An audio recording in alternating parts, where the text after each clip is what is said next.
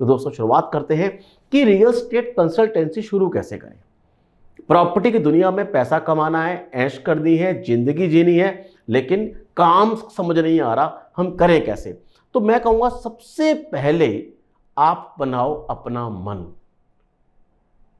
अगर आपका मन ऊपर ऊपर से है तो फिर एपिसोड को देखना ही बेकार है। अगर आप चाहते हो मैं बहुत पैसा कमाना चाहता हूं और पैसा लगाना भी नहीं चाहता, ये बात आज के एपिसोड की सबसे इंपॉर्टेंट बात है कि मैं पैसा कमाना चाहता हूं लेकिन मेरे पास पैसा नहीं है।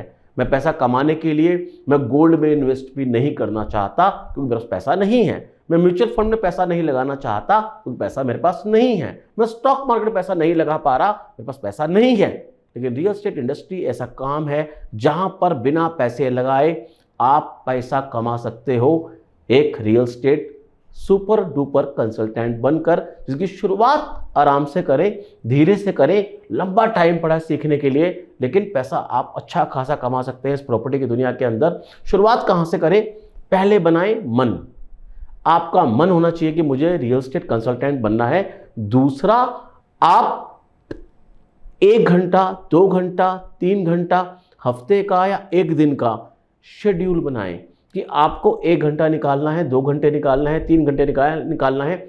अगर आपका मन बन गया और वीकली आपने 2 या 3 घंटे इस इंडस्ट्री को दे दिए तो इस काम को समझने में आपको बिल्कुल भी तकलीफ नहीं होगी। तो दोस्तों क्या करें? सबसे पहले मन बन गया, फिर आपका शेड्यूल बन गया। शेड्यूल बनने के बाद आपने कोई एक एरिया चुना। आप हिंदुस्तान के किसी भी कोने में रहते हैं, इस बात से कोई फर्क नहीं पड़ता। आज हम एक नया ज्ञान सीखने वाले हैं कि how to become real estate consultant. आप किसी भी इलाके में रहते हैं, कोई फर्क नहीं पड़ता, आप सिर्फ उस इलाके को चिन्हित कर लें। अगर आप एग्जाम्पल के तौर पे मैं बात करूं कि आप दिल्ली के रजौरी गार्डन में रहते हैं तो रजौरी गार्डन का 3-4 किलोमीटर का इलाका आप मार्क कर लें। कैसे करना है धीरे धीरे आप समझते जाएंगे। मैं रजौरी गार्डन और दिल्ली को एग्जाम्पल लेके चल रहा हूं। आप हिंदुस्तान के किसी भी कोने में कहीं भी रह सकते हैं। आपने रजौरी गार्डन के 5 किलोमीटर के एरिया को मार्क कर लिया।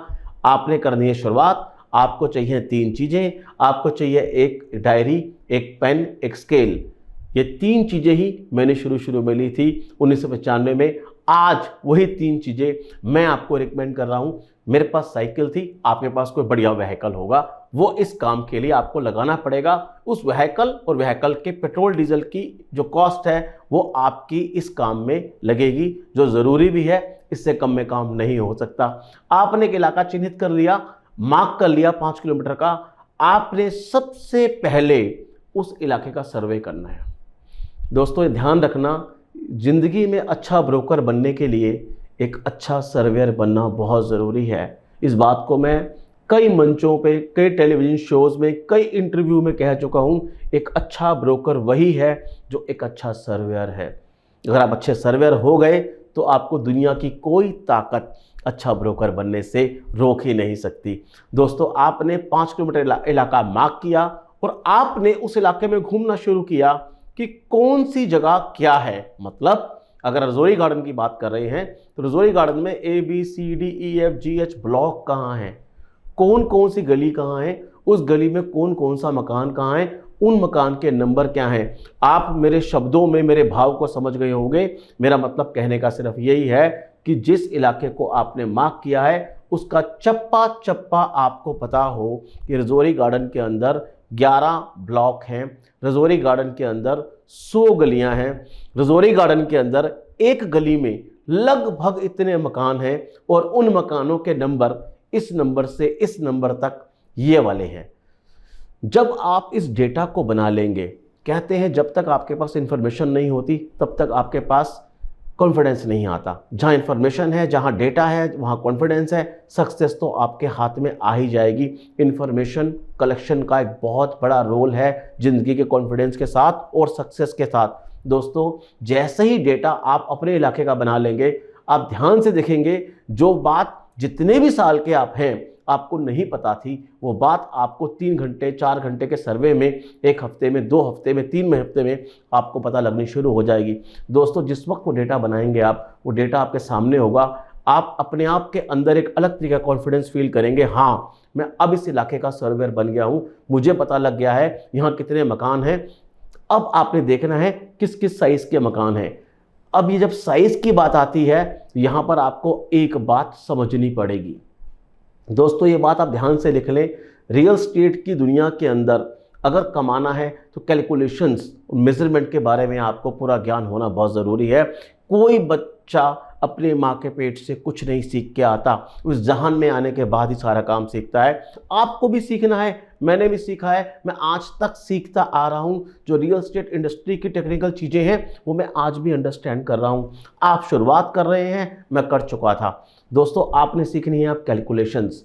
पहला देखा आपने सर्वे, आपने प्रॉपर्टी को आइडेंटिफाई किया, आपने मोहल्ले को आइडेंटिफाई किया, आपने ब्लॉक्स को आइडेंटिफाई किया, आपने जगह को आइडेंटिफाइड किया, आपने गली को आइडेंटिफाइड किया, स्ट्रीट कौन सी है, ब्लॉक कौन सा है। अब आपको करनी है उनके साइजेस के बारे में बात।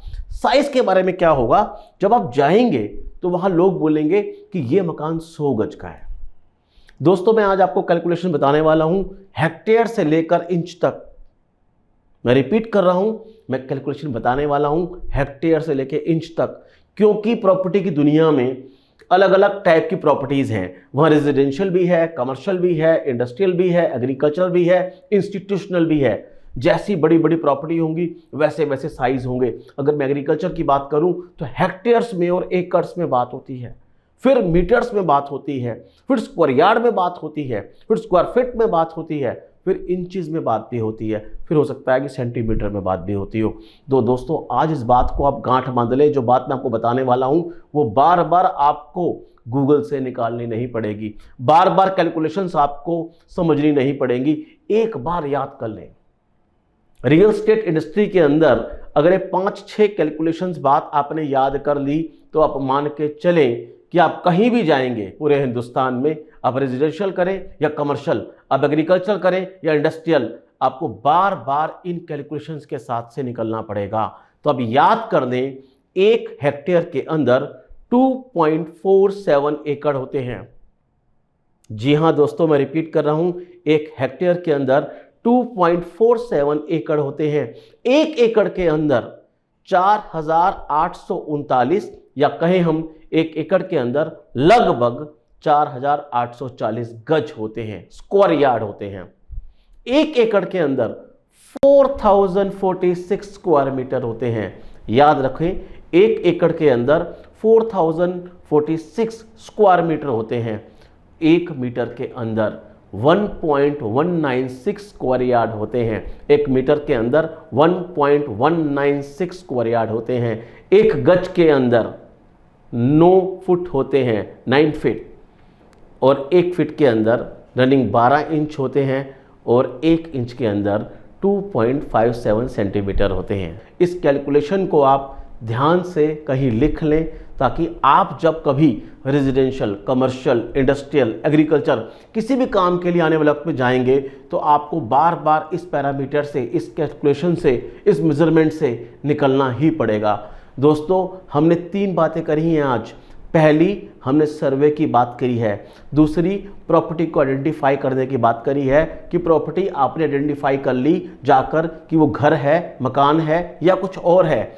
मैं आपको बात करने वाला हूं आज कि प्रॉपर्टी की टाइप कौन कौन सी हैं। प्रॉपर्टी रेजिडेंशियल, कमर्शियल, इंडस्ट्रियल है। कोई भी आप सर्वे करेंगे तो आपको इसी क्राइटेरिया में से ही कुछ ना कुछ मिलेगा।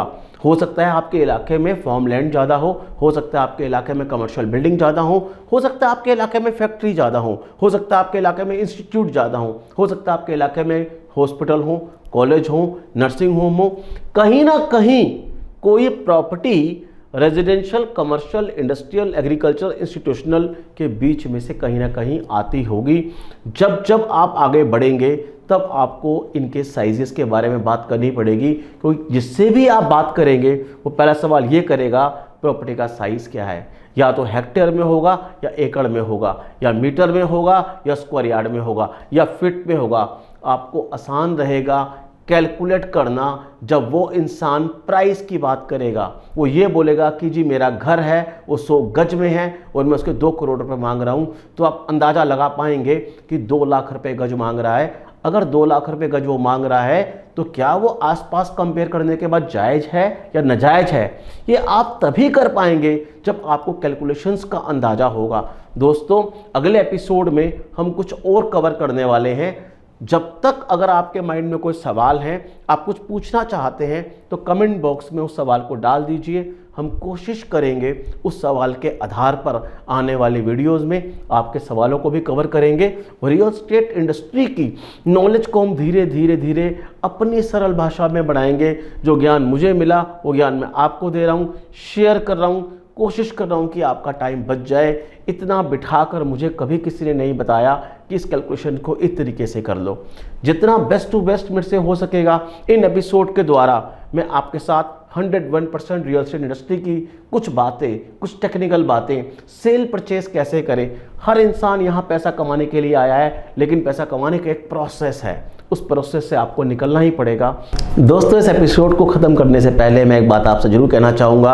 अब वाकई ही सीरियस है पैसा कमाने के लिए और पैसा आपको लगता है आपकी ज़िंदगी में बहुत बड़ा रोल अदा करता है, तो दोस्तों मैं कहूँगा कि मैं एक सवाल, एक काम आपको दे के जा रहा हूँ।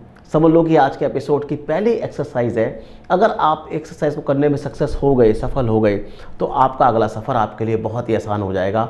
आपने कुछ भी नहीं करना। आप हिंदुस्तान के किसी भी इलाके में रहते हो, उसके आसपास के 4-5 किलोमीटर का एरिया चिन्हित कर लो, मार्क कर लो, जहाँ पर आप काम करना चाहते हैं रियल एस्टेट का। आपने सिर्फ अपना सर्वे करके आना है और आपने कमेंट बॉक्स में ये लिखना है कि आपने क्या सर्वे किया, आपने गलत किया या आपने सही किया। मायना ये नहीं रखता, मायना रखता है कि आपने किया। और वाकई पैसा कमाने में इंटरेस्टेड हैं और आपके पास पैसा नहीं है और आप चाहते हैं कि अपनी मेहनत के दम पे, अपनी सर्विस के दम पे, अपनी नॉलेज के दम पे, अपनी विल के दम पे आप पैसे को कमाएं, तो दोस्तों मैं कमिटमेंट करता हूं आपसे, स्किल तो आपके अंदर आ ही जाएगी। जब मेरे जैसा एक इंसान कहाँ से कहाँ, मैं ये कहूँ कि पहुँच गया, अगर मैं साइकिल से कार पे भी आ गया तो बहुत बड़ी अचीवमेंट है। आप तो बहुत कुछ कर सकते हैं। उस टाइम तो दुनिया बड़ी मुश्किल थी 1995 में, आज दुनिया डिजिटल है। बहुत सारे इक्विपमेंट्स आपके पास हैं, बहुत सारी चीज़ें आपके पास हैं, बहुत सारी सर्विसेज आपके पास हैं। अगर आपने मुझे अपने द्वारा किए गए सर्वे के बारे में कमेंट बॉक्स में डाला तो अगली बार आप अच्छे से और अच्छी चीज़ अंडरस्टैंड करेंगे। और नेक्स्ट टॉपिक में कवर करूँगा टाइप ऑफ प्रॉपर्टीज़, कौन कौन सी प्रॉपर्टी की टाइप्स होती हैं और उनके अंदर भी सब टाइप्स कौन कौन सी होती हैं।